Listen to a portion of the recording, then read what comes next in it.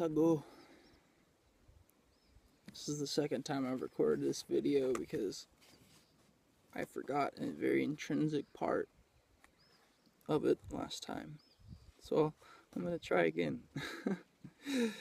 What I want to talk about, friends, is shifting the blind. A term that was communicated to me through dream time about shifting the ways of seeing, shifting the filter or removing the filter altogether and seeing true reality through the eyes without any judgment would be the goal. But shifting the blind. And I've got a few stories among many of things that have happened to me that have shown me the reality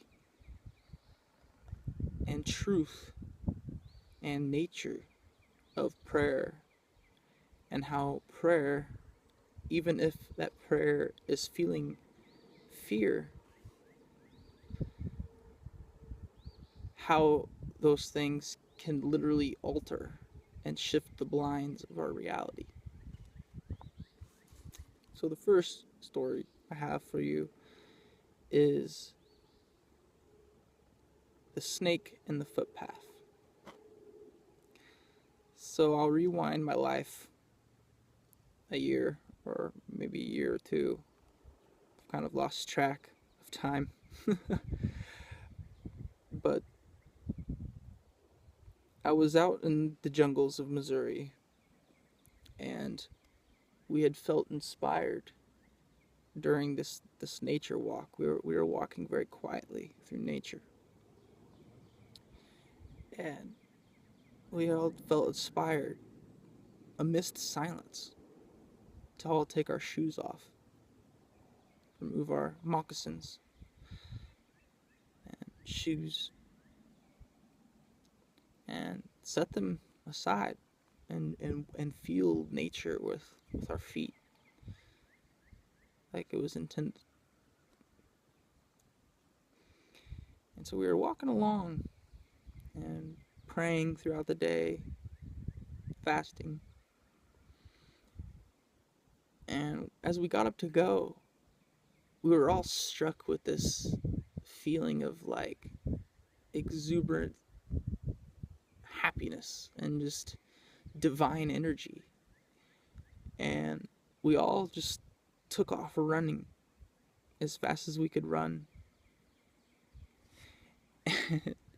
It was so fun.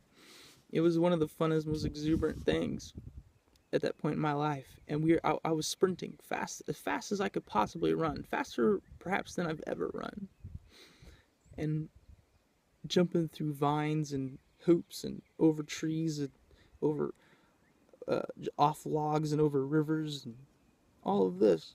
And not a moment through that run until this coming moment felt any fear of a snake or a stone.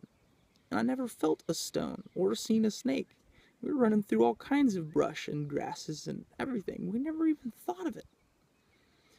But amidst this run, I did feel it. I thought in my mind. I stepped back into the blind. The blinds went back down over the window. And I was like, why have I not felt any stones under my feet? And as I felt this, a fear struck my heart.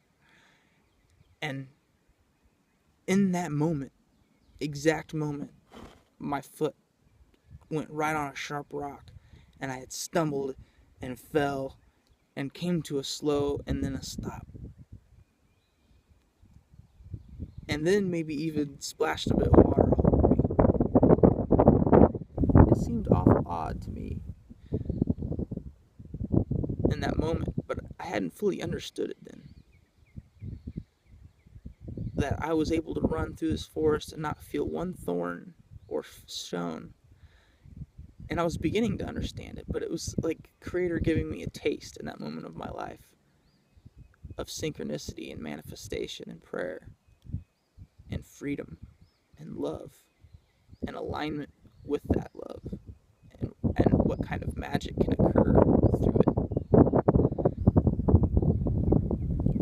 So I think this summer went by or so. I mean, this was sometime throughout a summer, and this was later in that summer, coming to the close of the summer. And I was fasting on the sacred ground, and I was walking up this river, and I was going to fill my water bottle at this place that I knew that it ran over the algae and mosses and stones, and it would purify the water that way through the vortices and the oxygenation of the water. It was a relatively clean river anyway, but I was going up to the place where I could get the clearest. And I found myself looking around in the water for snakes and having a little bit of fear in my heart of a snake. It was odd, but I had that.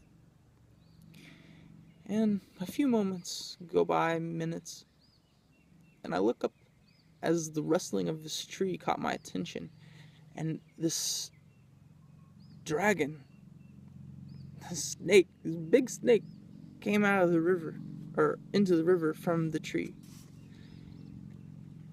And then I was struck with this fear, more fear than I had already been feeling. But as it went into the water, I centered myself in the love and light of the infinite Creator. And as I did that, something dawned upon me. In that moment, I released that fear because I realized at the same moment this knowing, this remembrance of what had happened before in the summer, and even before then, this manifestation of the snake and why I was experiencing this snake was because of my fear. Because I was thinking and looking for the snake and feeling these powerful, heartfelt feelings, it had literally manifested that experience to teach me to not have fear. There's no reason to. This is creation from Creator. And it's not a booby trap. It's not something to be afraid of, really. But we do every day. But I experienced that, and that knowing, and it was very profound to me. It gave me a very big sense of liberation and freedom in that moment of my life, and I'm still practicing it because I find myself fearing things all the time, and then experiencing similar results. Creator saying, "Ha ha, you're having fear again, and look what it does." And man, it gives the shadows power. You awaken the energy of the air with that fear, and you bring upon things to yourself that don't need to be.